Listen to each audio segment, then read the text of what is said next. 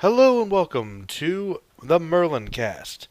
I know it's been a little while since I've done one of these, and I apologize ahead of time because it's like past 5 in the morning here.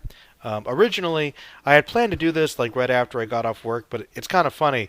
I'm always like really tired mentally and physically after work for whatever reason, so I don't feel motivated to do anything like this. But then I'm like, I left something at my friend's house from the other night where I stayed up even later, so I went over to his place, and of course I stayed out till about now, and now I'm going to do the podcast because I know that even though I'm really tired and I'm going to go to sleep in, the near future here, I want to get this done because I just feel like doing a podcast and kind of get my thoughts out there. And I'm like, look, even though I'm really tired, I just want to do something. So we're going to call this something, and because I'm tired, but I want to keep my mind going, I'm going to let you guys know that as I'm going to be talking about these various topics that I decided to write down to see where we can go, I'm currently watching a Quaman's Land video, Who is the Real Birder in Jace? Which, no offense to Quaman's Land, I could go on a rant about this guy for a while. Not that I think his videos are particularly bad, but I think this title is an example of things that just kind of annoy me about this fandom sometimes. The real Birder and Jace, within the context of the series, are Birder and Jace. I don't think this video needs to, exist. But whatever, enjoy it. It's just I turned off the audio. Obviously, I just need images and like whatever. Sure, it was like the first thing there. Anyway, let's see. I'm going to start off by talking about the YouTube anime community as a whole, or lack thereof, or what it is, because I guess I have a hard time determining exactly what the anime community is sometimes on YouTube anymore. Because I just I really think it's unfortunate that it really has lost some steam, and it is good that some people I know have come back. Like, of course, Jotun came back, and Smoke came back recently, which is really cool. And so of course, check out their channels. And I believe Gaguk did videos, and even my old buddy Kilps made like a random little video. So I mean, there is some life coming back into it. And that is a really weird picture of Birder. Wow, those freaking ripped abs. That's horrifying.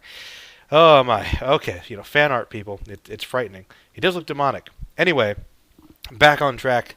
And I don't know. I think I'm kind of glad that there is at least a series that's come along, which is kind of invigorating some life into the community again. I think that's probably Boku no Hero Academia, which I think that's probably something that's invigorated it, as well as I guess the continuation with Naruto, which we don't really need, of course, and I think Super to some extent, as well as kept things going in One Piece. And there is something, but I feel like that initial fan base over the last couple of years with the excitement over Naruto and Bleach and the big three, and of course we had Toriko briefly and Fairy Tail, and there were some series that really served to create some momentum for this community, and there were a lot of a lot of discussions about things and a lot of collaborations and a lot of unique videos. Sometimes, of course, we had full series reviews, as well as, of course, the chapter and episode reviews, but people would do, like, the rap battles we had a while ago, and theory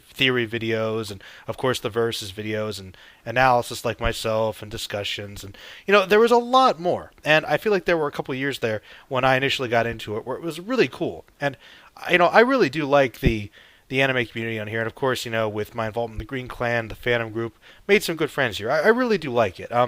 But I feel like it's just, within my own little collective group of people, everybody with work and personal things is just kind of interfering with us. So it's like there is less unity now. And just in the community as a whole, I feel like the only thing that I ever see anymore is stuff like the videos I'm watching now, which is like superfluous stuff that doesn't really matter. And of course, you've got like the chibi stuff and the frickin' God, those, the clickbait horrible people and the watch mojos people feed into, and just really shallow, nonsensical stuff that everybody's watching that just doesn't have any real intrinsic value. And it's frustrating. It really is frustrating on a personal level and just in general.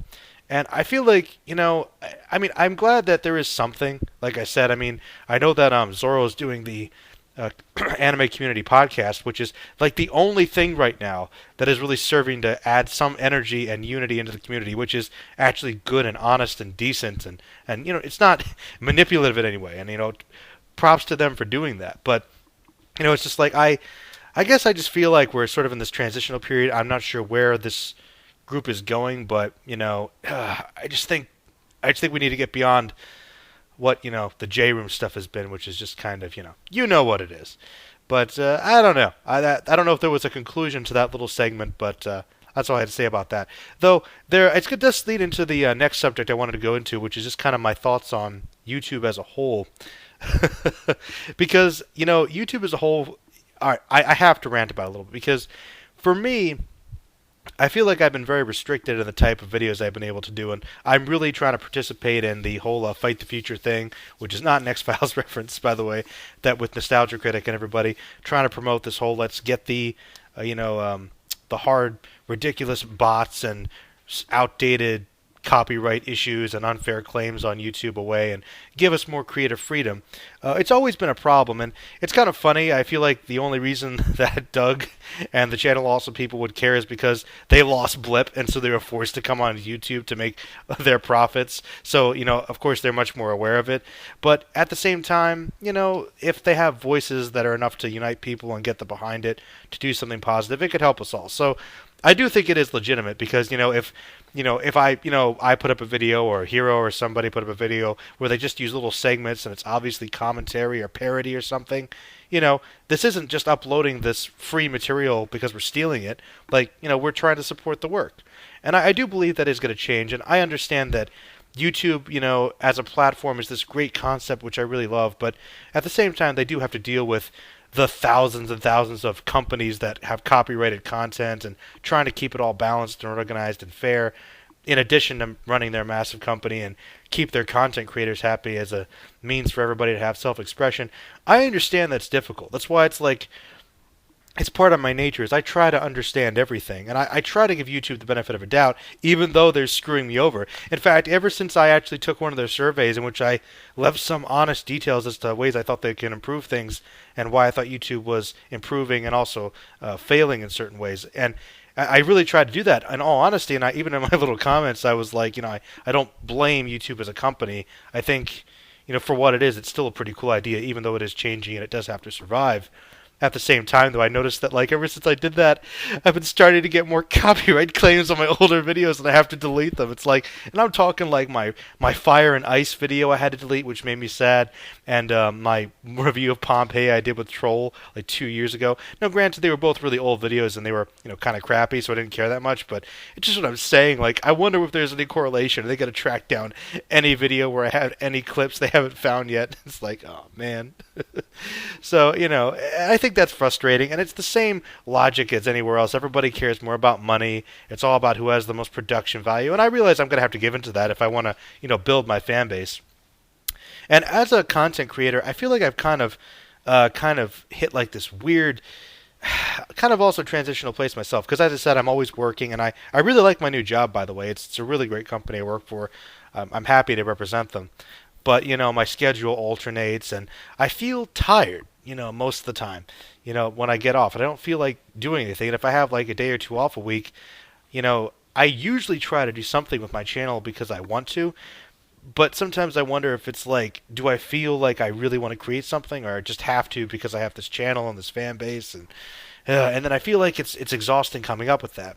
And, making that little Starship Troopers anime review that I did recently kind of brought me back to this simpler mindset that I had. I can't tell you how good it was to make that video, and it was relating to a concept with a conversation I was having with Hero not too long ago about when we started the channels and we were much smaller, and when I was doing this channel when I started it, it was my last year or so of college, and I just wanted to talk about Dragon Ball from a really serious analytical perspective because I thought so much about these characters and I was so passionate about it and looking at it from a completely different perspective, and nobody else was talking about it. I mean, I was thinking how, in some small way, those videos I made and the voice that I created and meeting up with all the people on here was a small part in establishing Dragon Ball as serious entertainment and literature and storytelling.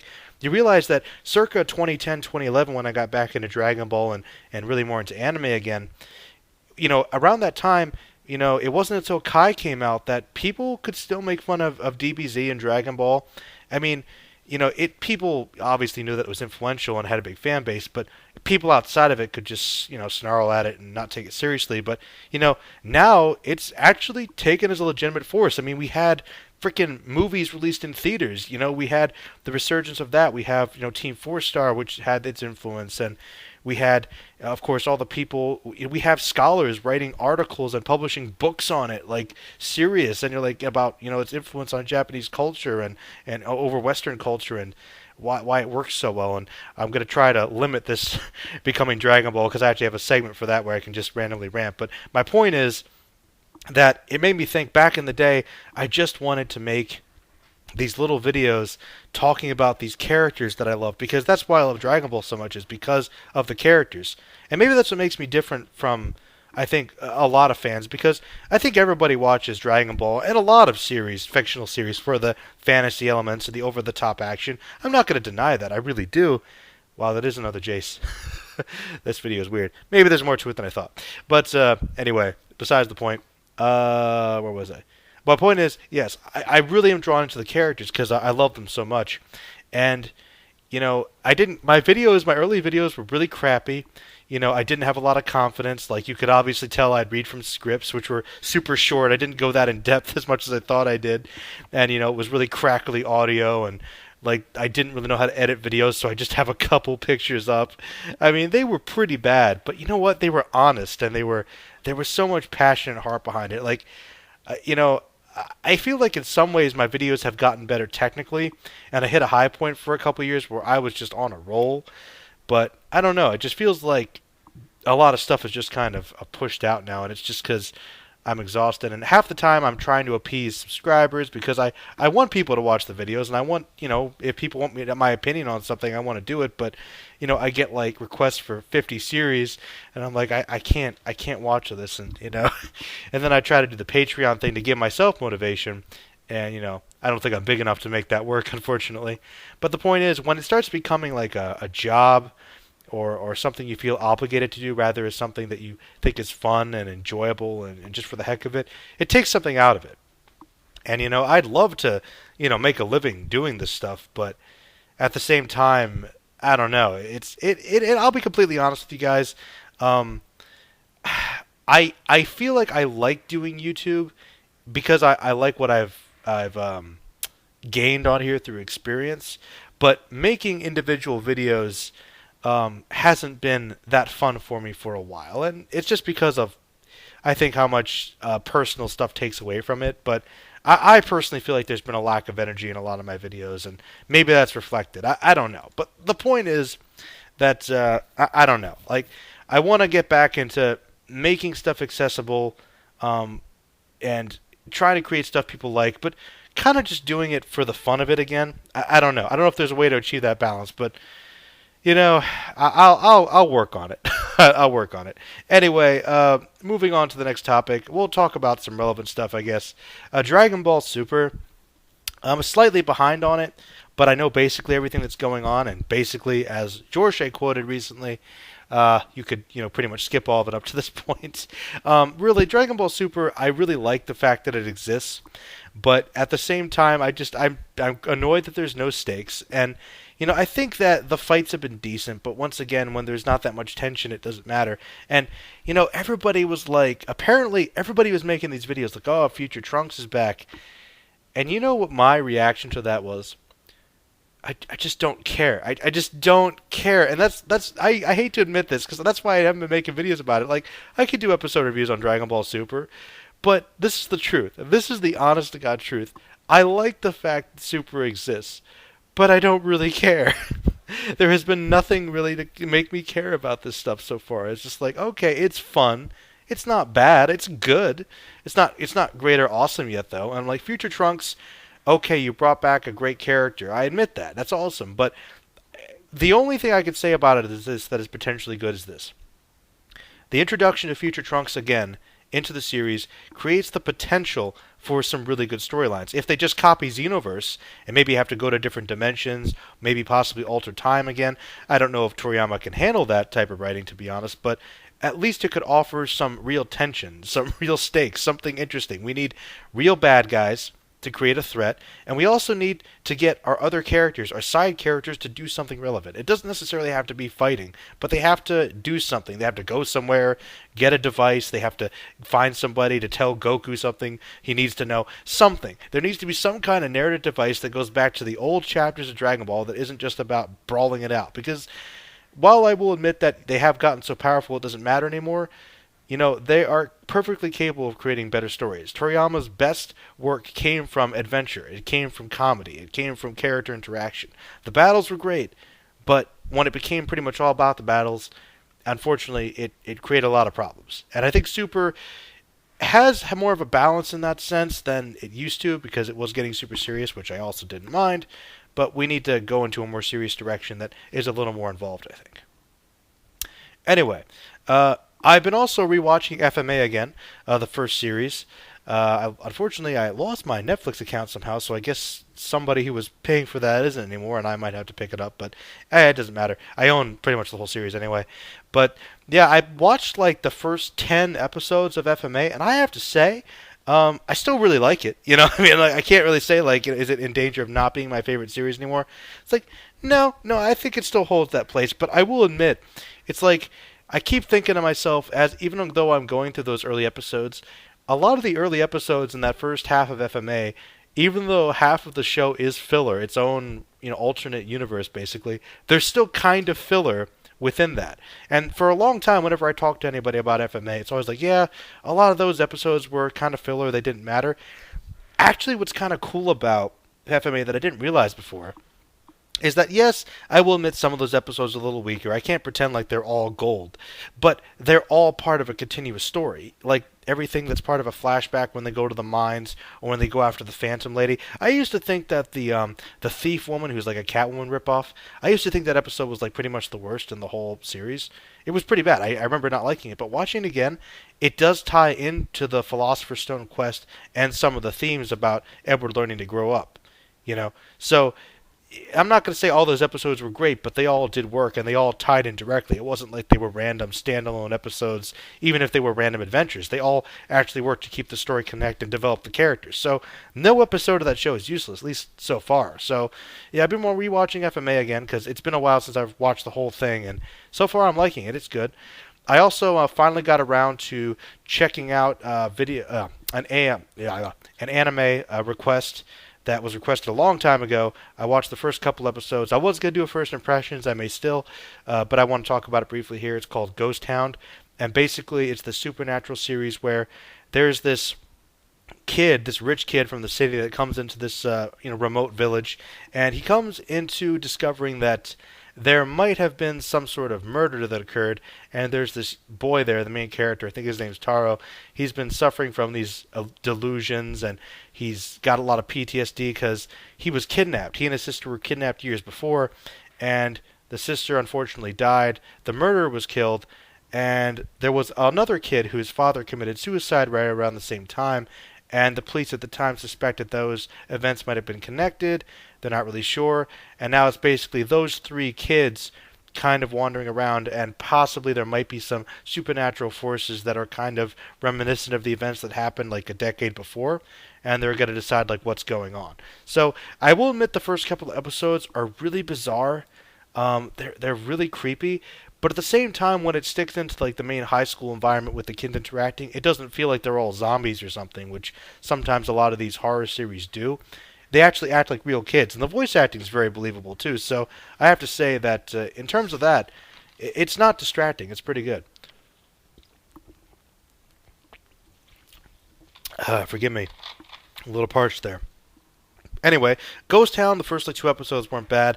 I might keep watching it, but yeah, if you guys like supernatural shows, I'd say give it a couple episodes. It's not bad. Fun little side note, I'm actually going to be working on a horror movie this summer. A friend and I wrote this script a couple years ago. We co-wrote it, and we were planning on originally casting and filming it sometime like late 2013, early 2014, something like that. Maybe into 2015. It was like a year or two ago. And we were actually planning on it. And, well, for like a bunch of different reasons, we had a hard time actually pinning people down to do it. And I don't know, it just kind of got delayed. And so, heck with it, I'm deciding, every time I see a film like or a television series or something creative, it inspires me. And as you guys know, I'm a big movie fan, and I really want to try and make a movie or some films before I die. It's my dream. I want to make movies. At my core, that's what I really want to do. That's what I believe I was put on this earth to do. I love film. And I don't know if they'll be particularly good. I'll be honest with you guys, I have no budget, really, but I have a script and I have people that want to act in it now, and I want to do it. It's basically going to be this kind of a slasher slash ghost movie, and it's pretty standard. I'll be completely honest, but I don't know. I'm pretty happy with it. It's solid. It could be fun, and it might end up being really cheesy and bad. But I want to make it. I want to put energy and love into this thing, and see what happens. Create something, and I'm gonna probably put it up on the channel, so you guys will end up seeing it. We're gonna plan on filming it this summer, so if you guys are in the central Pennsylvania area, anybody who wants to be involved, let me know, and we can see. You're welcome to help out. Otherwise, hopefully it'll be released sometime later this year. I'm actually planning on releasing it January of 2017, right in line with when the theaters release all their bad horror movies. I think it'd be kind of fitting. But yeah, that's something cool I'm planning to do, and I thought I'd mention that. Let's see. I don't know. I was thinking about possibly doing this segment. I don't know how much you guys care, but something some of you know about me, excuse me, that I'm not sure a lot of people do, is that I'm really into, well, tabletop RPGs. And it's kind of funny. I've only technically played Dungeons and Dragons once. I wasn't really a big fan of it back in the day, but I've typically played Pathfinder, which is based on 3.5. But yeah, I've been doing it for years now, and I participate, role play as some characters, and I've even run quite a few games. But if you guys are interested in, like, I don't know, any particular tips about it, or ways to start your own games, or participate, or what the basics of it are, or you'd like us to film more of our games, I'm certainly willing to do that. I just don't know how interested some of you guys are if you want to gauge that, but yeah, I don't know. I felt like trying to incorporate something about it because I do like some of that stuff that I've done. It's been pretty fun. But yeah, just a random idea there. Let's see. I don't know. I had a section where I want to talk about favorite games. I've also been thinking about doing some gaming stuff because I know gaming's popular on here, and it's kind of funny. I'll be honest. I've never been like a real hardcore gamer. My hardcore gaming period was like in the like the late 2000s, like my junior year of high school, when I had just gotten a PS2 like the previous year or so, and I had searched for like all the great PS2 classics, and I just got into so many games. Like I remember when I played God of War for the first time, I remember I was glued to that game for like weeks. I remember one time I just like was playing it for hours. I was, how like sometimes when you're gaming and you get totally into the zone where you have to go back into reality and it takes you a while to actually get readjusted. Like I was hypnotized by God of War. It's probably one of the few times I ever really was. But yeah, Shadow of the Colossus I absolutely loved as well. And I'm a big fan of the Hitman games. And later on, I think Mass Effect and, of course, the Elder Scrolls games I thought were great as well. But I feel like because I'm not really... see, when it comes to video games, especially nowadays, when I have so little time and I have difficulty focusing on things, it's really hard for me to be able to get invested in something that's long running. Especially like if somebody asks me to do like a freaking let's play of some freaking RPG. I mean, I love those things, but you know how much time that takes? I just don't have it. So, I will admit, I'm an amateur gamer. I'm always behind. I've always been behind gaming my whole life because ever since I was a kid, like, I'll give you an example. We never had, like, the most money growing up. But, like, I remember when I got the N64, I was, it was my first console. I absolutely loved it. But I got the N64, like, right around the time the GameCube came out. And I think that is a perfect summary for my entire gaming experience because I've always gotten, like, the newest console, like, right when the next one's coming out. You know what I mean? But not that it really matters. But my point is that when everybody's playing the most recent games, I'm always like, a years behind. Like, I'll tell you, I mean, at this rate, I feel like I'm going to get a PS4 when there's a PS5. I'm saying I want to get one. But, that's what I'm saying. Like, the only time I can remember ever being ahead of anybody on anything is, like, the one time I was able to, like, I forget why, but I was able to get Skyrim, like, for like a month before my one buddy who always on top of these things. It's the only time I've ever been ahead of him on anything, and it was freaking awesome. Like, oh, Skyrim is amazing. Like, I think my one friend let me borrow it for like a couple weeks. But yeah, Skyrim was fantastic. I'm glad I got to play it. But yeah, that's the only time in my life that I've like ever been ahead of anybody on anything video game related. So that's why I think, I don't talk about it as much. It's not that I haven't played a ton, because I have played a ton back in the day. I mean, like I said, PS2, I've freaking played every major game you can imagine on there practically, even some bad ones.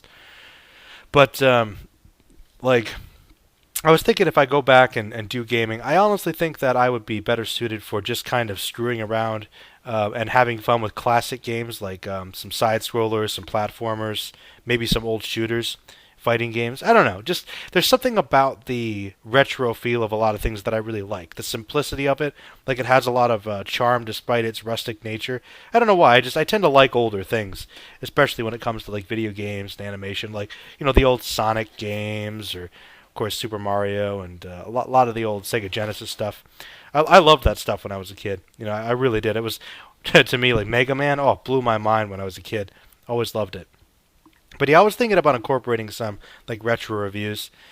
Let's see. I want to take this second here to plug Film Fanatics, my podcast, because we do really good work over there. We review pretty much all the new movies that come out weekly, as well as occasionally some older ones. And feel free to put in requests, guys. And please subscribe to us over there because Dan, who hosts the show and edits it and puts it together, does a good job. I'd really like to see us get more subscribers. So, please, if you love movies, we review them over there. That's why I don't talk about movies too much on my channel because I do so much of it on my free time. Movies take up my life, basically. But yeah, subscribe to them. And good time to plug it. I'm going to talk about a few movies briefly. A movie that came out recently called Green Room, which we'll be talking about on Film Fanatics there, is about this band of underground punk music players who they go traveling for gigs, and they find themselves in the wilderness of Oregon. And turns out that this band is going to be playing for a neo-Nazi group that is led by Patrick Stewart. And they witness a murder there, and they get stuck in this room, and it basically becomes a battle to the death against this Nazi group. And I will say they do a good job of managing to create this image of these neo-Nazi thugs as being scarier monsters than anything they could make up from our imagination, proving that it's quite possible that the most evil can come from humanity. But the tension was very good in this. The acting was good. The lighting, the editing, the music, and the gore. I have to say the effects for the gore are just some of the most disturbing. So Green Room was a very good movie. Highly recommend it if you like horror or thrillers or Patrick Stewart, or if you're a fan of like hardcore punk music. It's actually pretty good too. So yeah, Green Room I recommend. And for an older movie, I've been thinking a lot about this movie recently. It's called Enemy Mine. It's a classic sci-fi movie starring Dennis Quaid. It's like, of course, in the near future, there's an intergalactic war with this alien race, and these two guys, one human, one Drac, get stuck on this planet together, and they are forced to put their differences aside to survive and eventually become friends. Really simple idea, but I like that concept of basically two people putting aside their differences and learning to reach their common goal and even become friends, but putting in a sci-fi setting, and one guy's an alien, of course, always makes it more fun for me being a big sci-fi fan, even though my name is Merlin. So I have to say, if you're a fan of science fiction, I think this movie is severely underrated, and I recommend you give it a watch. I talked a little bit about some of my channel hopes and stuff. There, of course, are tons of different shows I want to be putting on here, different segments, but it's a matter of trying to invest a lot of time. I'm still going to do some requested videos through Patreon, basically full reviews and whatnot. Try to do series of things. But there's tons of reviews I'm constantly trying to do, and I do try to get to requests. Like I said, if you have any requests you'd like me to get on, I'll try to put them on the list. But the best I can hope for, I can honestly say, is I might do a first impressions of a series or something. It's much more feasible if you want me to review a movie, or maybe like a TV special or something like that. Even like a comic book storyline or a manga volume. More likely. Like if you basically, I'm going to say at this point, requests. Just turn them into first impressions. That's basically all I'd say at this point. Because, when I can, I'll try to get full series out. But I'm actually thinking about just going back and doing reviews of series that are nostalgic to me, or maybe series that I really like. Like, I liked doing full anime series reviews. I used to do them a lot more in the early years of my channel, and I rarely do them anymore. So I'm like, heck with it. I think most of my favorite series I haven't really given full reviews to. I might as well, and I'll put it up on my website. And, I can link it, and if you guys want to watch it, great. Maybe I'll put up the audio of some of these videos up there just on my channel. And if you want to listen to the podcast of it, you can. But if you want to see the full review with footage and everything, you could just check it out on my website. I'm kind of thinking about doing that as a way to kind of split the difference because I feel like a lot of people just don't click the links to my site, which it's unfortunate, but once again, because of copyright, you know how it is. But I'm thinking about doing it that way so people might kind of get it if they don't feel like going to the site. Moving in, I'm going to just kind of go into a few little topics here. I have Spider-Man listed. I just want to say Civil War was awesome. And even though I really liked Spider-Man, I thought he was well cast and everything, and he did a good job for what he was. I'm really mad that he's still a kid. Like, can't Spider-Man be a man? Can't he be an adult in any of these movies? I mean, by Spider-Man 3, he was still in college. Like, Spider-Man has been out of college for most of his career, of his existence in the comics. Like, seriously, why is he still in high school? It's really, at least they didn't redo his origin. I'm just hoping that now that Marvel has Spider-Man, we can finally get that Sinister Six movie. Because that's what they were building up to before with Amazing Spider-Man, and that's really what I want, because I'm a big Spider-Man fan. And, I really love the character, and I feel like that it's been really difficult for people to actually find that balance with portraying him on screen. And I think Marvel might have finally found somebody who's really nerdy and awkward, but also funny, who could really do both aspects of Spider-Man. So if they can capture that, I think that's ultimately the most important thing. But I'm excited about it. Honestly, Ant-Man stole the show for me in that movie. Like, Civil War was very awesome. It was a near perfect film. But, Spider-Man, I'm just hoping for some great things. And I could talk about Spider-Man all day. Probably could do a whole podcast on him, many of them. So we'll save it for another time. But just wanted to leave you guys with that. There's also something that really bugged me. All right. Star Wars and Star Trek. Now, as you guys might know, I am a Star Trek fan. Yeah, I love Star Trek. I also love Star Wars. Now, granted, I actually have nostalgic connections to both. I grew up, watching the Star Wars films, the original trilogy, of course, and loving them. And when I was a little bit older, still a kid, prequels came out, and of course that affected me as well. And I still liked them. Like the first 19 years of my life, I figured it out. The first 19 years of my life, I was a hardcore Star Wars fan. I love Star Trek, mostly the original series, because I grew up with it because my dad loved it. But I love Star Trek. I always liked them equally. They were just very different, which is the way to look at it, And Star Wars, but I will say, I think I always liked Star Wars a little more when I was younger. And I hit that point, for some reason, right around the time I was about 20, where my love of Star Wars faded because it was so oversaturated. And it's funny, I thought Star Wars was oversaturated back then. It was oversaturated long before I was even born. But now, with The Force Awakens and Disney owning it, Star Wars is literally everywhere. And I even met this guy. I work with this one guy who is a bigger Star Wars fan than I am. And he said that as he's older than me, and he said that even he's getting a little sick of it because it's everywhere. We got movies every year now, and I like getting in the hype. I like enjoying these things, but it's like with the Marvel movies and everybody trying to make a big franchise. Sometimes you can have too much of a good thing. And it's like it gets a little awesome. Like, not to go back to Spider-Man, but back when I was a kid, you might have like one big movie experience like that you're looking forward to. Like when Spider-Man came out, it was huge. Now it's like superhero movies are great, and you could argue they're even better, but it does get a little tiresome. And I know it sounds weird for me to say that, but with Star Wars, it's like I can't deny I thought that The Force Awakens was a very good film, but it just won't stop. And Star Wars always is just. It's always so popular, and I like the fact that it's popular, and it speaks to something that I think is a universal concept. I mean, the ideas of good and evil, and those fundamental concepts, of family and friendship and unity, and there's a lot of general ideas. There's of course the idea of spiritualism and honor and duty, and combining these, the classic hero's journey, which we all know. Star Wars is made to be at its core a very simple story, just with a fantastical display. That's what it is. And that's why it works so well, because you took these basic legendary status of mythology and set it in this fantasy world of science fiction, which is barely science fiction. But that just doesn't mind. You don't have to really think about it. You just feel it. And I think more people have an easier time with that emotional experience. And I can't deny that Star Wars does create that. I mean, even more than Star Trek, there's something about it that speaks to your inner 8-year-old. It's not a bad thing, but I've always found that's why Star Wars is a little bit more popular, because it has that broader appeal, because you don't have to think about it as much. And I know some people are going to take this the wrong way, but it's kind of hard to deny. Unless you want to go into the people that are into the expanded universe, because there is a lot more interesting stuff they do expand upon, but most people it's just the movies. And Star Trek is smarter than Star Wars. I mean, I know it's apples and oranges, and I'm not saying Star Wars doesn't have smart things about it. I mean, it does deal with some really cool philosophical concepts. But it's always kept to be abstract enough that you don't really have to think about it. You can just kind of get an idea of it and work with it. Star Trek deals with those kind of ideas and a lot more. I mean, it's a lot more grounded, ironically, in our physical real world and in current events, and it often comments on them, and it deals with not only the philosophical and religious, but the physical and the moral and the legal and the scientific, and just in the political.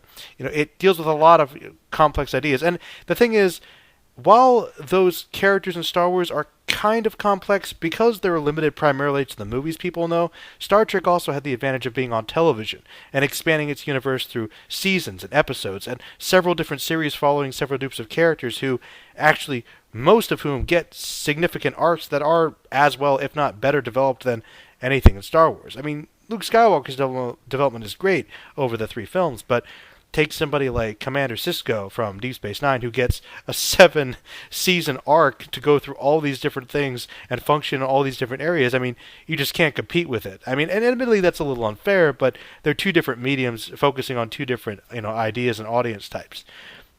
I think Star Trek just goes into a lot more detail, and it's a lot more relevant to stuff that we can tangibly deal with on a day-to-day basis. And Star Wars has that too, but it's in a more broader, generalized idea. And, they're both different, and I'm not hating on either. But, I mean, I love them both. I think I'm more of a Star Trek fan now because I just think Star Trek has a lot more meat to it, if that makes any sense. But in any case, they're both good in different ways. But one thing I have noticed is this. The whole Star Wars versus Star Trek thing, I never think it's real. I never think it's real until I actually come across Star Wars fans that hate on Star Trek. But one thing I've noticed about it? These Star Wars fans don't give Star Trek a legitimate chance. Like, they don't actually try to watch a significant amount of it. They just dismiss it based upon what little they know about it. And it's like, you just say, okay, maybe you don't like the original series. There's Next Gen. There's DS9. Hell, some people like Voyager, Some people like Enterprise. My point is that, people dismiss it based upon the little bit that they see. And that's always seems to be Star Wars fans. Now, I'm sure that there are Star Trek fans that, feel the same way and don't like Star Wars and dismiss it. But I have never met one. If somebody likes Star Trek, they usually like Star Wars. Maybe they like Star Trek or Star Wars more depending on the type of person they are, but I've never met somebody that likes Star Trek that hated on Star Wars. I have, however, met plenty of people who like Star Wars who just hate on Star Trek and make fun of it. And I'm thinking to myself, this can really be applied to any fandom and any argument, any stupid argument we have, which we always will because we like to. But, anybody that loves something like Star Wars, which is about a bunch of space wizards with their laser swords that don't make sense, fighting little teddy bears in the middle of space and taking it so seriously like it's a cult, because they do, making fun of Star Trek fans because they think their stuff's nerdy. I mean, it might not look as cool based on their definition, but people know that Star Wars is pretty silly too. Arguably more so if you really think about it. And that's the great thing about it, is that, like anything that's fictional, you can love it for different reasons. I mean, don't get me wrong, I think that some of the drama in Star Wars is fantastic, like the Vader stuff. I really do. But there's also a lot of silly stuff too, and that's why there's parodies and satires and everything. Same thing with Trek. Wrath of Khan is a fantastic film, but it's been parodied to death because of that one line that's so funny, ridiculous, among others. So, there's both, of course, multiple sides to it. But my point is, I don't know why that is. Why is it that Star Wars fans seem more likely to, not give something like Star Trek a chance? I'm not trying to imply anything, but I don't know. It's just something I've noticed that I felt like I had to get out. I'm going to be ending this pretty soon. I just want to give a final shout out to the Phantom group here. We're actually getting back to doing some podcasts. We're trying to get together. Like I said, we're all kind of busy, but we're trying to get some discussions going, get some content up there. So please subscribe to that channel if you guys haven't already. And definitely check this out there. We're going to be doing some more stuff, hopefully, when we can. But yeah, Phantom Group's awesome. A lot of great people over there to check out. And yeah, this is pretty much where I'm going to end the podcast. Hopefully, I didn't rant on too much. I tried to keep it semi-organized, and hopefully, I had some good stuff to say about things. But if there's anything on here that you guys want to comment on, let me know. And I'm going to try to make this a regular thing. I want to go back to doing some news reactions too. But like I said, with my schedule, it's hard to determine when I can do that every week. So trying to keep a consistent schedule is like the one thing I want to do with this channel if I can't do anything else. But we'll see. Anyway, this was actually kind of fun, and I was glad talking with you guys and chatting. And yeah, pretty laid back, but this is ultimately how I am. So yeah. So yeah, stay magical, everybody.